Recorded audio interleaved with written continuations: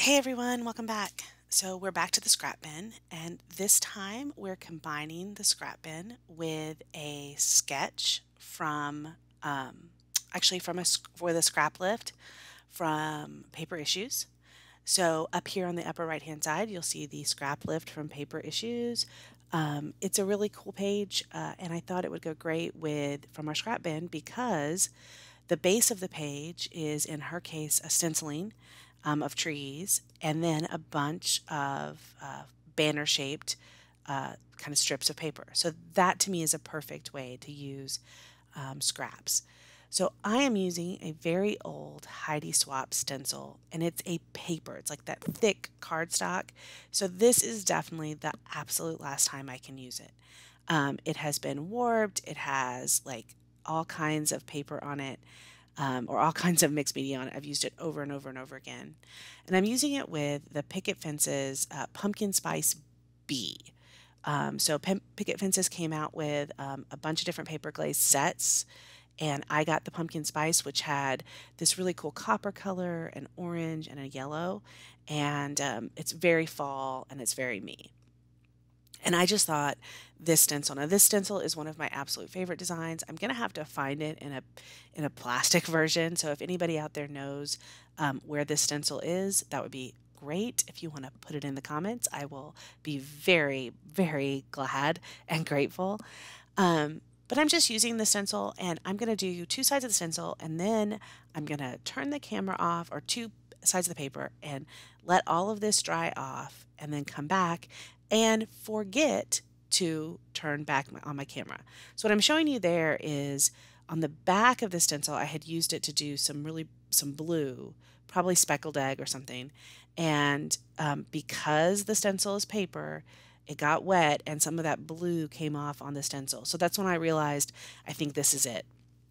So I have finished doing the stencil, and because I realized that it's the end, I went ahead and forgot to turn the camera back on. But I decided I'm going to just use the stencil itself on the paper. So I took the new Tim Holtz mica sprays. I used Empty Tomb and Flickering Candle, and I used that on the background of the page. And then I used the Empty Tomb, which is kind of a black, kind of shiny, and I used that to just spray over the whole stencil. I let it dry, and then I'm just going to use the stencil as a background paper. So this is the layout where this stencil kind of ends up living for the rest of its life. And I will always look at this page and remember that this was one of my favorite stencils.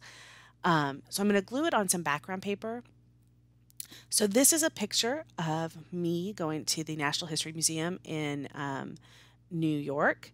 And it was right after the movie, Night at the Museum came out. And if you'll remember, Dum Dum, that statue, the Easter Island statue, featured heavily in the movie. And I was like, oh, this is so cute. And so I pretended to kiss Dum Dum. So it's one of those pictures it's kind of grainy, it's kind of shadowy, but I love how it comes out. And I think it goes well with a stencil because it's got that, mosaic kind of feel. And then I wanted to bring in blues and greens, just because I feel like that goes with the style. So I have yellow and black, kind of copper, gold in the background, and then I want to bring in some blues and greens and keep some of the yellows. And so I went through my paper stash and I just dug out a bunch of different papers that I thought would go together. So I've got greens, I've got polka dots, I've got blues, and this is really just using my stash. So I cut about 7 different papers out. You're seeing me set them up, and I'm just going to do just like she has in the scrap lift layout. This is one of those great layouts, one of those great sketches that if you have a lot of scraps, you can do them. So don't forget to take your paper and cut it into strips and use them like that sometimes. I sometimes forget about going in my scrap bin, and I'm always using collections. And then when I see a page like this, it reminds me to go to those pages, papers, because the reason you kept those scraps is because in theory you liked them, you liked the paper. Like that one piece of Paige Evans, that floral that I'm about to cut, I loved that paper. And all I had left was this one little 1-inch piece. Now, normally, if it was a 1-inch piece of paper, I would throw it away because what am I going to do with a 1-inch piece of paper? This is what you're going to do with a 1-inch piece of paper. It ends up going perfectly. It looks great. And I just think it it's important to remember to pull those things out because we did save them for a reason. So now I'm going to take all of these banners, I'm going to cut them up into the banner shape. Now here is me just kind of rubbing over that mica mist. Now the mica mist was going on top of a piece of cardstock that also had all of this mixed media on it, so it didn't really stick too well. So this is probably one of those pages that inside a page protector is going to attach to the plastic. Y'all all know what I mean. So I'm just kind of letting it sit there and dry as much as possible on my page. And I'm hoping it'll dry completely.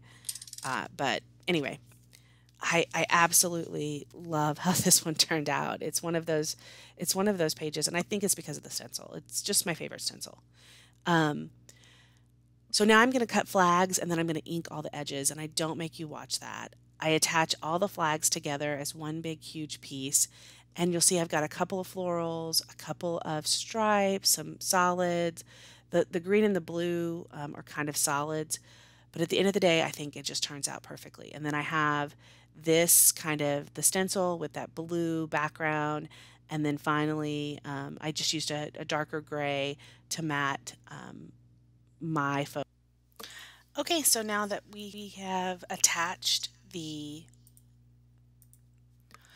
photo down, I will go ahead and look at ways that we can embellish. The first thing I did was look at this Chamel field trip collection because I knew I was at a museum. Found a couple of stickers that really worked out well for what I was doing. I had originally picked this collection because of the museum. I ended up not using many of the museum stickers at all, but these three, and those were perfect.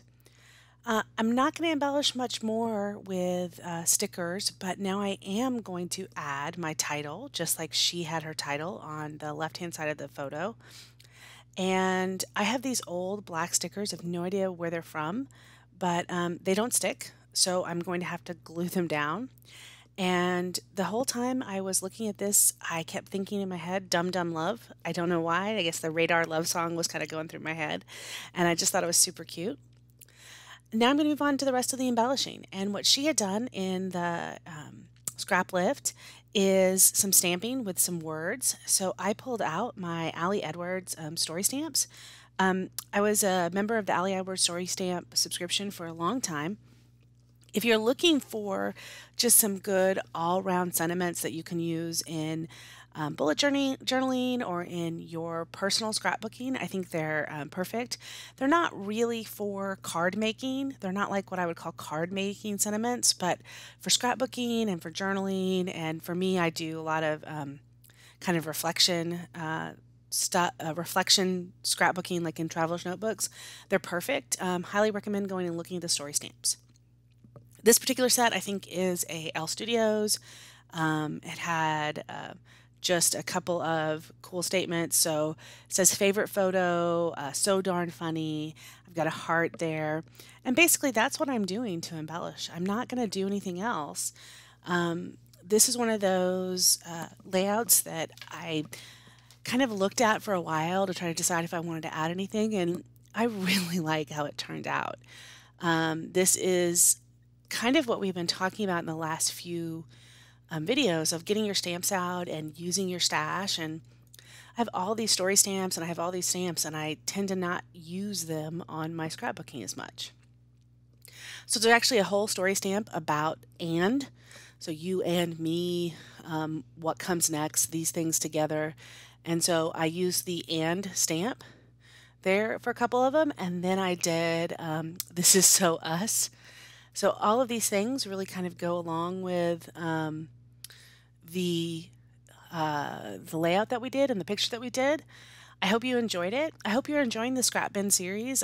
We showed you a lot of different ways to use your scraps, and I think it's really a lot of fun. Hopefully there'll be some other ladies linked below. If not, it's usually Tisa and Heather and Beatrice, and I think I'm forgetting somebody, but I will try to link them below. So thank you so much for watching, and I think I've got a picture of the final layout here in just a second. So please like and subscribe. Thanks a lot. Bye-bye.